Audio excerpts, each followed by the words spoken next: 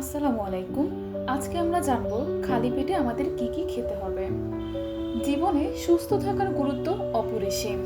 অসুস্থ শরীরে বোঝা যায় সুস্থতার গুরুত্ব। শরীরে নানাভাবে অসুস্থ হওয়ার অন্যতম কারণ food pattern or food habit নিয়ে ধারণা না থাকার কারণে। কেউ অনেক খাবার ভালো হজম করতে পারে, ডাইজেস্টিভ সিস্টেম ভালো কারো, আবার কারো হজম ক্ষমতা একটু কম। খালি পেটে কোল্ড ড্রিঙ্কস খাওয়া যাবে না, এতে করে পেটে গ্যাস তৈরি হবে। চলুন আজকে সুস্থ থাকার কিছু নিয়ম নিয়ে জেনে আসি। ঘুম থেকে উঠে খালি পেটে যা যা খাবেন, অথবা দিনের যে কোনো সময় আপনি সুস্থ থাকার জন্য যা কিছু খাবেন তা নিয়ে কিছু আলোচনা করব।